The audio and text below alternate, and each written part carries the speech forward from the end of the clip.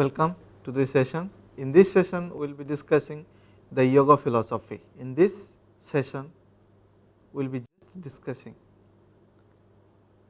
a brief introduction of yoga, the background. In addition to that we will be discussing the Citta, the element of yoga. If someone understands what is meant by Citta according to yoga philosophy, then after that whatever things we are going to discuss, forms of Citta, stages of Citta, then modifications of Citta, kinds of kleshas, all this can be easier for you to understand. So therefore, whenever I will be discussing Citta, the very practical aspect, a crucial element of yoga, if you understand that concept clear and clarify, and also try to relate in your own experience to understand the concept Citta as discussed by yoga philosophy, and it will help you to understand the whole system as such. So therefore, today I will be basically concentrating on Citta to make you understand. Now this yoga philosophy is a practical component. When the word yoga comes or appears, immediately you might be thinking that something maybe deals with pranayama, something deals with asana, something deals with bodily exercise and concentration. All these things comes to your mind. If this comes to your mind, and if all this comes to your mind, then you are correct. All these things we are going to discuss in this yoga system. Certainly I will be not telling you how you have to do yoga, but I will be telling both the theoretical and practical aspect of yoga philosophy, that all human beings suffered in this earthly life, what sort of yoga philosophy prescribes for that, how to refrain from all the sufferings, how to get liberation, all these we will be discussing. For your own information, I would like to inform you that Sankhya philosophy is a theoretical aspect, and yoga philosophy is its practical aspect. If anything discussed in theoretical perspective in Sankhya, the same way it is discussed for a practical viewpoint by yoga philosophy. Now we will see if this is so, then what are the similarity and also dissimilarity found between Sankhya philosophy and yoga philosophy. On which grounds Sankhya and yoga philosophy are giving the same opinion, and under which grounds they differ from each other. These concepts, these issues also we will be discussing today. For a brief introduction of yoga philosophy, a little background of yoga system. Yoga system, as I said, as a philosophy, speaks about the theory and practical aspect for realizing the ultimate truth concerning human being and the world. What it means?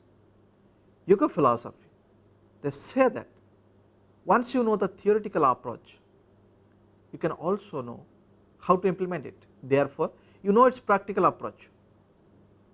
This approach will help you to understand what is the ultimate truth, what is the reality behind this, why we all human beings suffers, why the earthly life has meaning in our life, what is the relation between object and human beings, why at all we are striving to get liberation, what I should do, therefore I will get liberation. So the main concern, what is the underground reality behind this, how to make our life happy, what sort of practice we have to do. Therefore the yoga philosophy says that to get to know about the ultimate truth or the reality behind the whole operation, we must practice something that is known as yoga. So therefore yoga philosophy deals with both theoretical and practical aspect to understand the ultimate reality of this world. That yoga means it is a union between what, or union between whom, this question maybe comes to your mind. Now the answer would be union between the supreme soul and the individual soul. we as a human being, animals, reptiles, insects who has a life, each animal has its individual soul, and we all try to mix up with the spiritual soul. That is the liberation point, and we all strive for that. Therefore, in Vedanta it is said that yoga means a union, a spiritual union between the individual soul and the supreme soul. Individual soul will be understood as all we live in this earth, whether it is an insect, whether it is an animal, whether it is a human being who has a life, and the supreme soul is one who is Purusha according to Sankhya philosophy. It is pure consciousness, eternal, ubiquitous, all pervading. So therefore, it is because of the person of Purusha find in all our life. Therefore, we think that we have a ego, ahankara, and also we have a mind to judge something.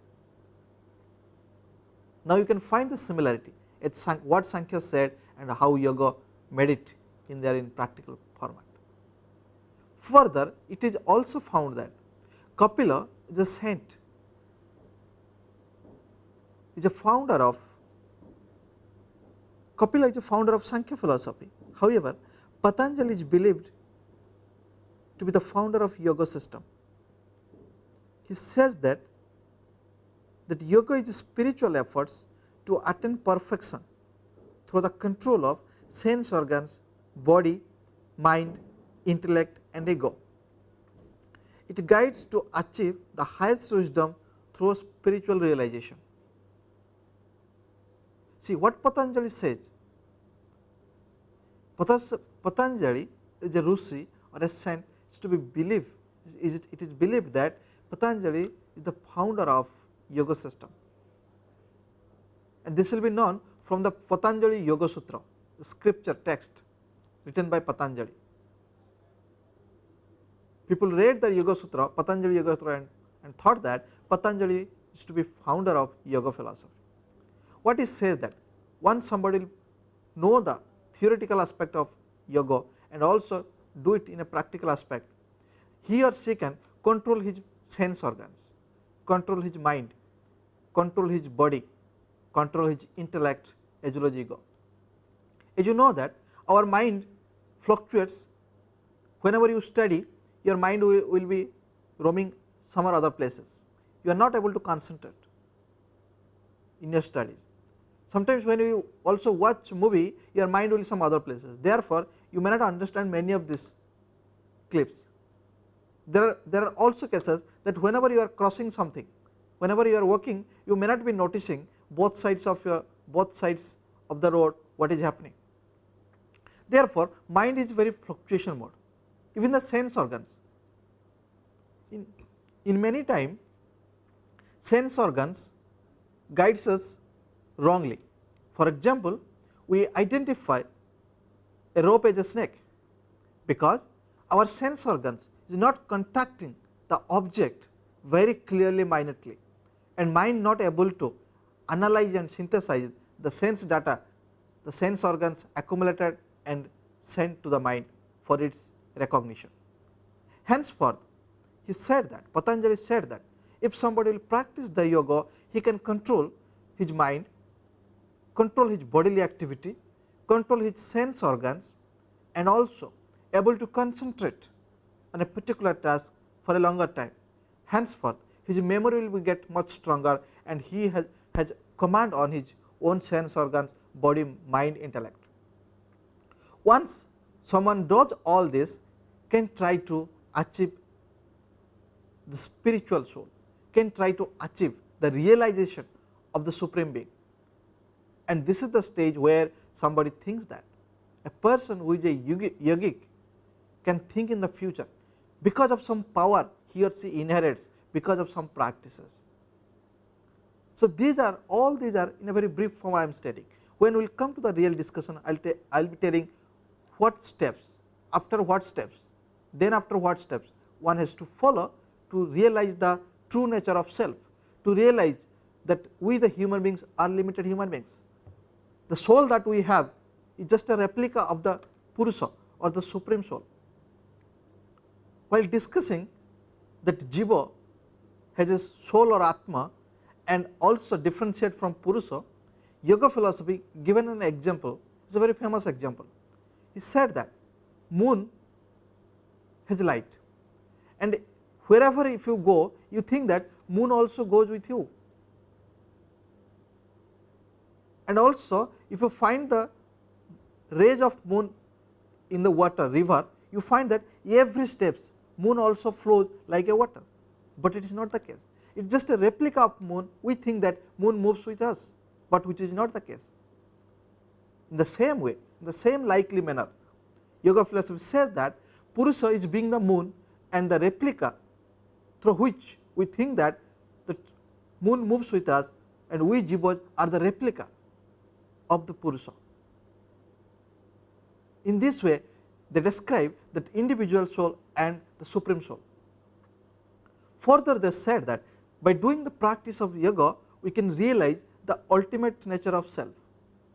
We can also able to understand what is the reality underlying the whole cosmos. Now, further they said that it is the true nature of self which will guide us to understand many more things in this world which is happening or which is going to happening. Patanjali is a founder of Yoga Sutra. People believe that it is the first and foremost scripture produced by Patanjali. It has a both theoretical and practical aspect of presentation, how one should do yoga, how one should understand yoga, and how one should achieve the spiritual self by realizing its true nature by practicing the yoga. After this Patanjali Yoga Sutra, Vyasa, as a scholar of yoga philosophy, has written Yoga Bhashya. Vachaspati Mishra also written Tattva Vaisaradi. These two are the good commentaries of Yoga Sutra, and all these commentaries developed after this Patanjali Yoga Sutra comes to the existence. However, these commentaries also had given their own contribution to make others to understand what Patanjali really means when he has written some of the slokas in the Yoga Sutra. So, altogether these two commentaries and the original writings by Patanjali known as Yoga Sutra helps to realize the practical aspect of yoga and helps to realize the true nature of self known as Supreme Self. They said that yoga philosophy specializes in the presentation to means of achieving liberation. So, altogether what the aim is, when we will be achieving the liberation, how to detach from all the suffering that we all animals includes all beings or non-beings which have a life in this earth, how they will get liberated, what karma they should do, therefore their life will be get liberated. As you know that Sankhya philosophy says that there are two kinds of liberation, one is Jivan Mukti, another is Videha Mukti. Videha Mukti for them is Kaivalya. What they mean is that in Videha Mukti they said that after death, when your gross body as well as subtle element like mind, intellect, sense organs, everything will die, then only you will get the liberation. That is known as Kaivalya. They also said about the Jivan Mukti, that means if a person will do some kind of actions, he or she can detach from the karma theory, and as a result in the lively, when he or she has also life in this earth, can also get liberation. And exactly the same liberation is talking about by the yoga philosophy. Yoga philosophy says that one will get the liberation once he or she will practice the yoga prescribed by Yoga Sutra as well as Vachaspati Mishra and also by Vaisya. Both these two commentaries as well as one of those written by Patanjali Yoga Sutra helps us to understand what yoga philosophy means. Now, proceeding further. Now, as I said that there are two kind of aspect of a same coin. In the same way, you find that Sankhya philosophy is a theoretical approach, whereas yoga philosophy is its practical approach to achieve the liberation, to understand the true nature of self, to understand what is the underground reality behind this, what is the true nature for finding every object differently from others. There are few commonality as well as dissimilarity also you find between Sankhya and Yoga, but whatever Sankhya says, it is a theoretical approach to achieve or attain the liberation, whereas what Yoga philosophy says is it is a practical aspect. Therefore, I have written that Yoga presents a practical path for the realization of the self, whereas the Sankhya emphasizes the attainment of knowledge of self by means of concentration and meditation. Therefore, it is said that Yoga is the practice and Sankhya is its theory. The Gita very clearly states that Yoga and Sankhya are the practical and theoretical sides of the same system. Like in a coin, you find that two sides in the same way. If you say that the liberation is the aim, the two aspects given by Sankhya as a theoretical aspect and another aspect Yoga given by the practical aspect. So, in this way Sankhya and Yoga philosophy are coming close to each other, their view are having the same background, their opinion for a particular issue having the same. However, you find there are some differences of opinion between Yoga philosophy and Sankhya philosophy. To demarcate their own standpoint, there are some dissimilarities also we need to find out, and here we will be highlighting. Now, Sankhya and Yoga, in the left side if we can find the similarities, and the right side we are stating the dissimilarity. Now, let us focus on the similarities. In case of similarities, you find four kind of similarities.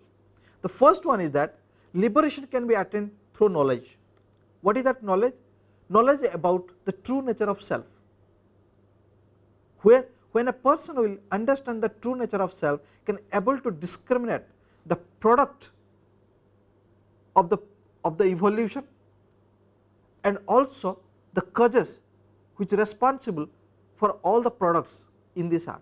That means, if somebody have the knowledge, true knowledge, can understand who is the self, the individual self, and how it is different from the supreme soul or the Purusha, and further how the Prakriti being the material cause responsible for producing different objects for the enjoyment of Purusha, and how the Sattva, Raja, Tamas gunas of Prakriti really contribute in a different object in this earth. Henceforth, different objects have the different features, different form and different sizes. That is a true knowledge as described and also asserted by Yoga philosophy as well as Sankhya philosophy. This is the common point. They further said that liberation can be attained, can be achieved through the perfect knowledge. Perfect knowledge means the knowledge one gains when one knows that Jiva has the intellect, has the mind, has the ahankara, all these features which is not permanently, which is not going to be permanently exist with him or her. All these will be temporary. However, the production, however, the material cause from which all these things are get produced, it will be eternal. It will remain as it is. It is beyond the creation, beyond the destruction. It is beyond the birth and death. If somebody achieves this kind of knowledge, it is called the true knowledge, and it helps to union between the individual soul and the spiritual soul. Yoga says that if somebody achieves that kind of knowledge, able to understand this kind of knowledge, he or she can able to concentrate on a particular issue a longer time, never strive for getting the material pleasure in this earth. Henceforth, he will or she will be detached from all the suffering and pains.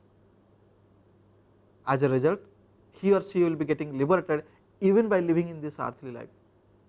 Now, the second point, they said that liberation can be attained by obtaining the power to control our body, mind, senses, intellect and ego. As you know that Sankhya philosophy claimed that there are order of product that we find through evolution. And they said that 5 sense organs, they also said that mind, they also said that our body, intellect, ego, all these are product of the evolution. Here ego philosophy also said that though these are the product, however, all these things are every chances to get distracted. They cannot even concentrate in a single moment. You cannot look to a particular object for a longer time. Our mind not able to concentrate on a particular issue for a longer time. Since we have a ego, we have a different way of looking things, and we claim that this is ours. Because of our body attached to different objects differently. Yoga philosophy claims here that once you will achieve the true knowledge, you can able to control all your bodily activity, mind, senses, intellect and ego, and henceforth you will obtain a power to control all your sense organs that you are having, and henceforth you can achieve the liberation. They also said that commonly they also agreed that there are 3 kinds of pramanas. One is perception, another is inference, the third one is verbal testimony. As you know that Sankhya philosophy said that perception or the perceptual knowledge is a valid knowledge. So they said that perception or pratyekya is a pramana. They also said verbal testimony or shabda is equally as valid pramana. Further they said that inferences are of 2 types. One is deductive inference, another is inductive inference. There when they said that we need 5 propositions to have an inference, which is considered by Nyaya philosophy, is also yoga indirectly accept that, because yoga philosophy says that inference is also valid knowledge. Therefore you find the common ground between yoga and Sankhya is that, Sankhya epistemology is that these 2 systems together accept that perception, inference and verbal testimony are the pramanas or valid source of knowledge. In other words, knowledge that we gain through perception, inference and shabda are considered as pramana by yoga system as well as Sankhya system.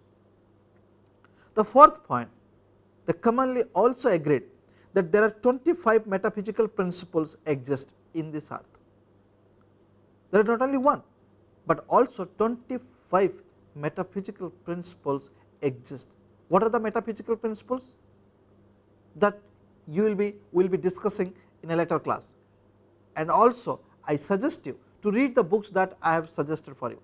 Then also there is an anxiety, you will be knowing that what are the 24 metaphysical principles. The principles like Rupa, Rasa, Gandha, etc., etc., etc. Now this is your task, you have to study and also learn. Further, now we will be highlighting the differences. The first differences, as you know that the first and this is the last differences that you find between yoga and Sankhya is that yoga philosophy says that there is only one Purusha.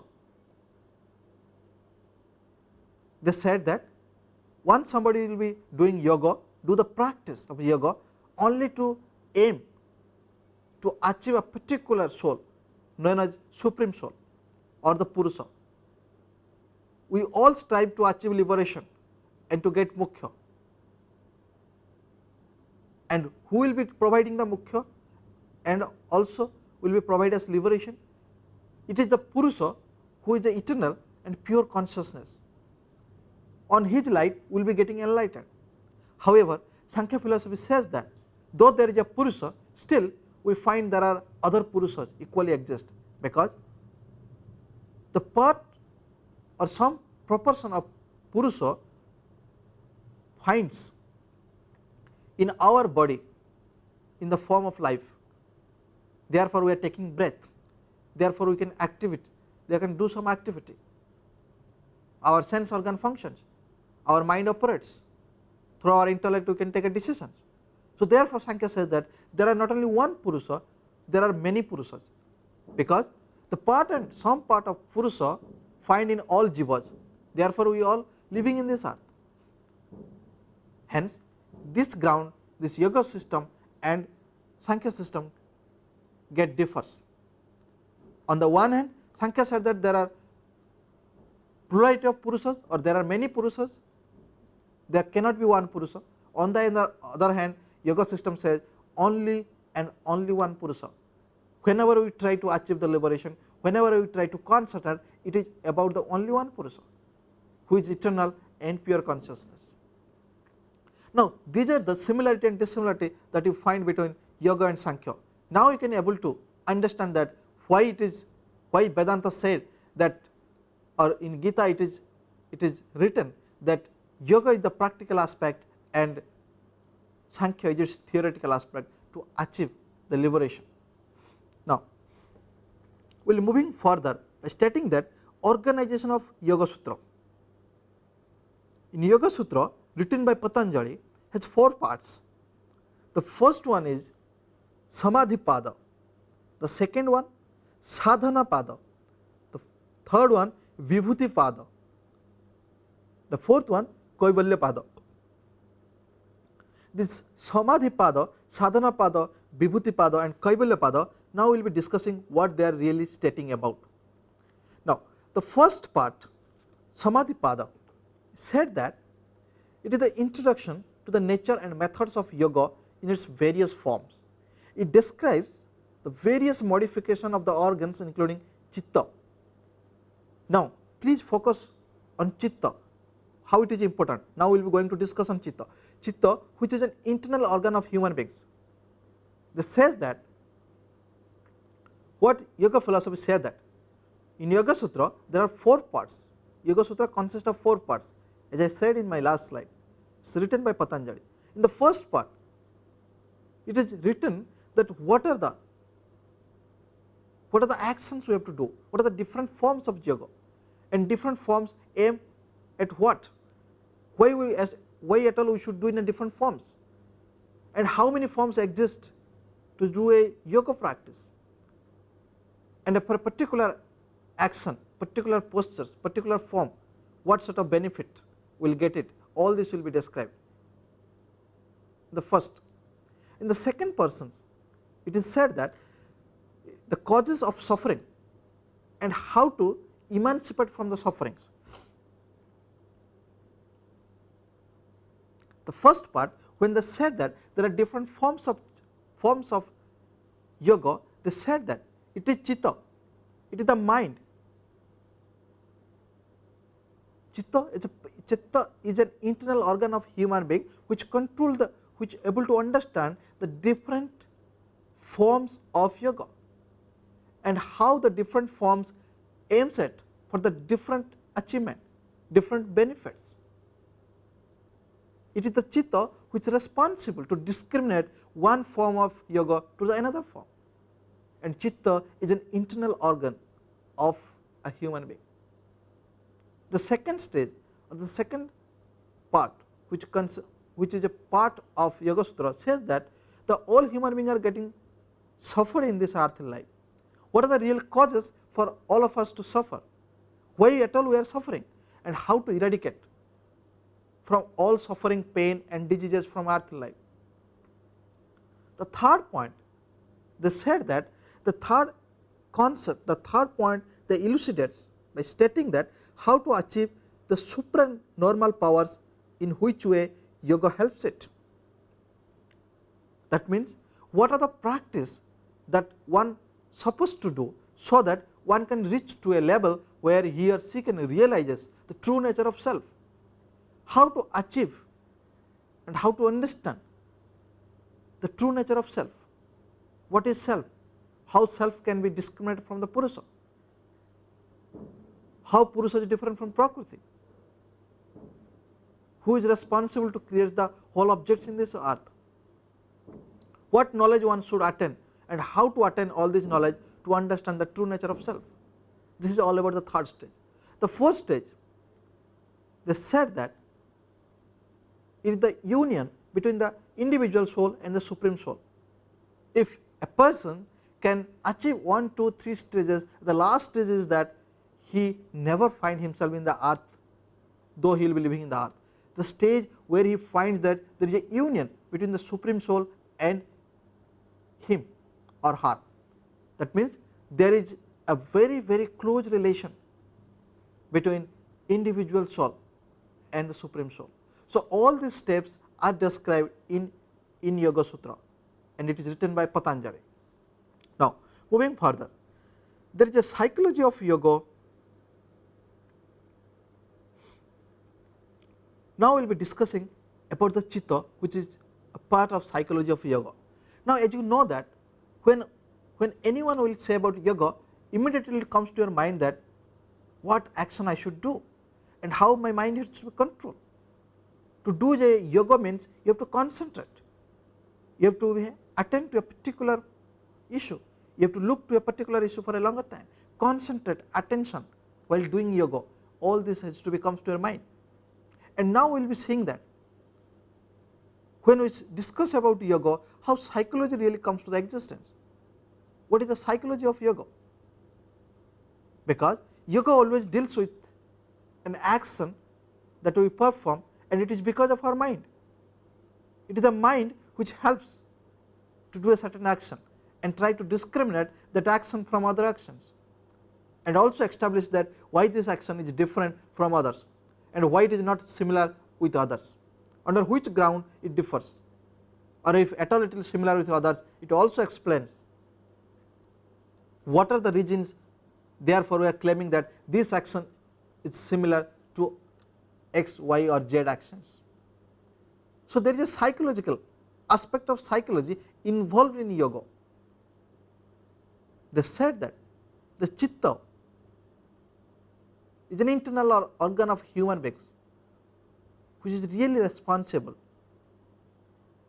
for doing the yoga practices. What is the Citta? Now you have to understand clearly Citta. Once you will understand the Citta, then the proceeding discussions will be easy for you to understand what yoga philosophy means when they say that modification of Citta. What they mean is that, if you can remember, Sankhya said that mind, intellect and ego, mind or manas, and also buddhi or intellect and ego, there are products of the evolution. And here yoga philosophy says that these three products constitute Citta. That means if you mix these three things, put in a place of togetherness, then we call that is Citta. That means if these three things, that mind or manas, intellect or buddhi, then remain ahankara or ego, these three elements, if you put in a tablet form, then the tablet is known as Citta. Now I hope Citta you have understood, and this is the practical element or aspect of a human being, and it is a very internal, it is subtle element, it is not a gross element. Like mind, you cannot see it, in the same manner Citta you cannot see it, but it operates. It is the first product of the evolution. It has a sattva quality. That means in this Citta, sattva dominates rajas and tamas. That means it is very crystal clear. That is known as Citta. When there is a different action, Citta again modifies. Now we will be discussing further. Psychological foundation is the prerequisite to understand the path of yoga, because yoga, it never happens in overnight. You have to practice it for a longer time, and there are different stages you have to cross through, therefore you can able to understand the true nature of self. So here the concentration will be psychology of yoga. Why psychology involved in yoga? The most important element of psychology of yoga is Citta. Now Citta, as I have discussed here, Citta means the three internal organs described in the Sankhya philosophy known as buddhi, ahankara and manas. Buddhi is a Sanskrit word, translation in English is intellect. Ahankara is a Sanskrit word, translated in English as ego, and manas is a Sanskrit word, in the English translation of manas will be mind.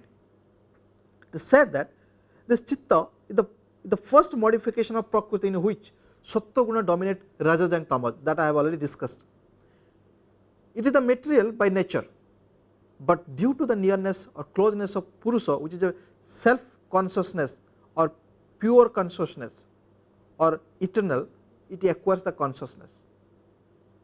But when it relates with the object, it assumes its forms because it modifies. Due to the modification of Citta, the self or the individual identify the different objects. Now, I will be now explaining further. It is Citta, as I said, the conglomeration of mind, intellect and ego. It is material, though it is a product of evolution, but it is a material. It is material because the it derived from the material cause Prakriti, but it has a soul, it gets the consciousness because Purusha and Prakriti here involved to produce that product Citta. In Citta, Sattva Guna dominates Rajas and Tamas, therefore it is a clear, crystal clear, it is a lightning, its color is white, like Sattva color is white, Sattva is dominating Rajas and Tamas. Here what they said is that when Citta is there with an object, it is just the object, but when the Purusha enters into it in a replica form, then it achieves some kind of consciousness. So therefore Citta is a consciousness which is found as an internal organ of human being. Citta also found in an object because we identify an object because of Citta. When we identify an object, there are some gunas, Sattva, Raja, Tama, some of these gunas in a different proportion we find in that object, and in Citta, when it identifies that object, it modifies, the Citta gets modification because every object has a different gunas, and Citta having the guna of Sattva predominated to Rajas and Tamas, it is get the consciousness, and because of the consciousness it identifies the object and also identify the attributes of the object and also differentiate that object from other object. So therefore when the Citta deals with the object, it modifies, and it is because of the Citta we the human beings identify the objects differently, and also we identify all the animate and inanimate objects in this earth. Now I hope it is understood what is Citta means by yoga philosophy. The first I repeat further, again it may be further for understanding, it will help you. Citta is a conglomeration of mind, intellect and ego. It is a product described by Sankhya philosophy, conglomeration of three elements known as Citta. Citta is a material because it is a product of Prakriti, but however it achieves the consciousness because some part of consciousness derived from the Purusha to it, and it is the part of human being, internal part, it is a subtle element. Being a conscious element, we identify objects because Citta relates to that object. When human beings identify an object or the individual soul identify a particular object, the Citta get modifies because it relates with that object. It is known as Vritti. When Citta get modified, its modification is known as Vritti, right. I hope now it is understood. Now we will be moving forward. There are no really actual modifications occurred in the self when Citta helps to identify a particular object. What happens? It is the Citta which gets the self consciousness because of Purusha. As I said earlier, that like a moon in the sky, moon you find in the sky, it is a light because by standing in the earth, from the earth we can see the moon. However, whenever we walk, we think that moon also moving with us. Whenever there is a water get also lightning because we find that there is a moon rise, but truly the water of that river never lightning itself. In the same manner, yoga philosophy says that the Purusha or pure consciousness is the moon, whereas the lightning of the water is the individual self. When Citta identify a particular object, and after the identification Citta again make its own existence, it never relates to that object. Therefore, they said that there is no real or actual modifications occur in the self when the self identify a particular object, but it seems that because of the self we identify object and the self get consciousness because of the Purusha. There is an appearance of change found in the Citta because of Purusha. We find that Citta is consciousness because the Purusha is a pure consciousness and some element of Purusha find in the Citta. However, once the Citta helps to identify an object, it ceases to exist. That means further it detaches from that object after its identification. Therefore, I said that when the knowledge of an object is attained, the self ceases to exist from the modifications of Citta. The self is ever detached from the association and aversion of worldly joy and pain. That means whenever we identify an object, we think that we know that and our ego comes, then we say that I or it is mine or I identify that object. Here the problem lies. When you say that I, again the sense organ helps you to identify object, if the mind helps to identify it, it is because of your ego and ahankara you think that you identify object. What happens once the self, by the help of Citta, you identify object, and once this you identify the object, in the same time Citta ceases to exist. Citta never relates, Citta never again to deals with that object. Therefore, Citta is get now being eternal, and your identification is now become non-eternal. You yourself becomes identified. Yourself helps to identify that object, and Citta after identification ceases to exist. And with this practice, he said that when there is a ego comes to the existence, that I identify an object, the self identifies the object, now it is a bondage. When you say I or ego, it is because of ahankara. You say that this is mine or that is mine, and you try to attach to the different objects differently, because you think that different objects meant for yourself for the different purposes, and there bondage comes. And here yoga prescribes that kind of attachment, that kind of association can be stopped, can be checked by the practice of yoga. Now let us discuss how yoga philosophy prescribes really to detach from all the association. Now Patanjali states that yoga is the cessation of the modification of Citta. I repeat further, Patanjali, while describing the four components, the four constituent parts in the Yoga Sutra, they said that yoga is the cessation of the modification of Citta, because if somebody will practice yoga, can also this practice helps an individual to modify the Citta, and henceforth a person should not involve saying that this is mine or that is mine. Therefore, the worldly attachment can be protected. As a result, it is assumed that one can get liberation even by living in this earthly life. Now we will be discussing the stages of Citta. There are 5 stages of Citta, which is known as Citta Bhumi. The first stage is known as Kshipta. Kshipta in English translation is restless. That means it is always in a action or move. What this says is that this is the first stage of Citta. Now as you know that Citta is the conglomeration of 3 elements. It is a Sattva, Raja, Tama, Prakriti and evolution. There are some products, and these 3 products, mind, intellect and ego, these 3 products conglomeration together are in tablet form, and that is known as Citta. You also now know that how Citta helps for identify a particular object and ceases to exist after its identification. Now we will be discussing stages of Citta. The first stages of Citta is a restless or known as Kshipta. Here Sattva guna dominates other 2 gunas. However, the tamas gunas, now you can see that in this stage Citta is very much distributed and attached with worldly objects.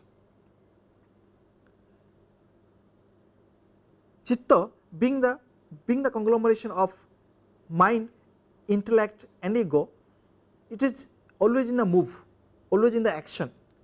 So, it is distributed in a different form and henceforth attached with the different objects for the different purposes. An example can help you to understand what will be in this stage of Citta. Like an intoxicated person, a person will be taking alcohol, kind of very cravingness, a person which is cravings for material pleasure, like seeking, running behind to earning much more money, seeking power, and also try to get so much power, exercise the power and earn much money, get the maximum pleasure in this earthly life by attaching, associating with the different objects. So, this is the first stage. So, therefore, we suffer. That is the stages of Citta. Citta also involved in this stage. The first stage known as Kshipta, therefore restless.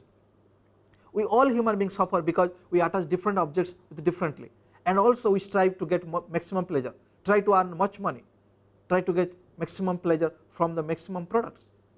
The second stage is known as Mudha. Mudha or topid, that means it is somewhere a sthanu, it is somewhere it is a constant, it is somewhere it is a heaviness, it is a tamas guna operates here. Here in this stage tamas dominate these other two gunas, sattva and rajas. Sattva and rajas guna is dominated by tamas in case of Mudha or torpid.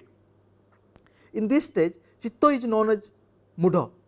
For example, a alcoholic person never knows what he or she is doing, but however he or she is doing something. You find in road also many alcoholic person try to say something which is not meaningful, even try to do something which may not be wanted, however they will be engaging to some activity. So, this is the stage of Citta. Citta involved in kind of action which may not be wanted, which may not be purposeful, however Citta strive to attach and associate with different objects. That is the second stage. Now, the third stage would be Vikshipta, as said by yoga philosophy. Vikshipta means distracted. As you know that our mind and sense organs cannot concentrate because of Citta, try to associate different objects differently even in a particular moment. One person cannot concentrate to a particular object for a longer time, even you cannot look to a particular object for a longer time, you cannot hear a particular sound for a longer time, you cannot keep your interest to an issue for a long time. Why it is happening? Why you cannot able to attend to a particular issue for a longer time? Why your concentration deviates? It is just because our Citta, it is a Vikshipta. That means Citta get distracted and try to attach different objects, associate with the different objects. The purpose would be to utilize the maximum pleasure out of the products. Therefore, it is said that being the third stage of Citta, Sattva guna dominates the other two gunas in the Vikshipta case. In this stage yoga begins and Citta tries to attain God or the supreme soul. Due to the Sattva, it is found that there is a temporary ceasing of the modification of Citta. When you know that your mind is getting distracted and you are trying to retrieve it, that means some kind of concentration you could able to do that. Therefore, in yoga philosophy prescribe that look that particular object for a longer time. If your mind get diverted, also try to retrieve back and again concentrate, focus. So, this stage is known as Vikshipta. So, there is after long practice of Vikshipta, you find that you can able to concentrate for a longer time than the prior practice, because you know that you are distracting and try to drive that attention to a particular issue. Now, the fourth stage is Ekagra. That means you are able to concentrate to a issue for a longer time, you could able to do that. That is a stage where you are Ekagra. That means you already determined to do something and you will able to do that, and it will help only by practicing yoga. Therefore, they said that being the fourth stage, here you find that you are able to concentrate, and here also Sattva guna predominates rajas and tamas. This Ekagra is nothing but a concentration. For example, I will give an example like a flame. When a flame will burn, you find that it will always up, the lightning is always up, until unless there is a wind it never hither and thither. In the same way you are able to concentrate on a issue in a particular manner until unless there is a disturbances in your surrounding, your concentration won't distracted. Suppose you are studying or focusing on a particular chapter, you can able to concentrate the chapter until unless in your surrounding if anything get distracted or sound comes, then only you will get distracted, otherwise you could able to concentrate on your study for a longer time. That is known as ekagra. That means you are determined and also able to concentrate on your study for a longer time, where your mind and also sense organs positively engaged in your study. The fifth stage is known as nirudha. What it means is a restricted, that means it is a practice where the chitta after the session of modification. What it means is that in this stage the impression remains in the chitta after the session of modification. That means this is the stage where chitta knows that now I am not going to distracted the mind to the different objects, I have to concentrate. That means wherever there is an object, though chitta knows that, but try to cease from that object, try to make the soul to focus on a particular issue. Chitta helps to associate different objects, but now in this stage, the last nirudha stage say that chitta try to cease from all the attachment and try to able to concentrate on an issue, purposefully knowing that he is able to concentrate. This is the fifth stage.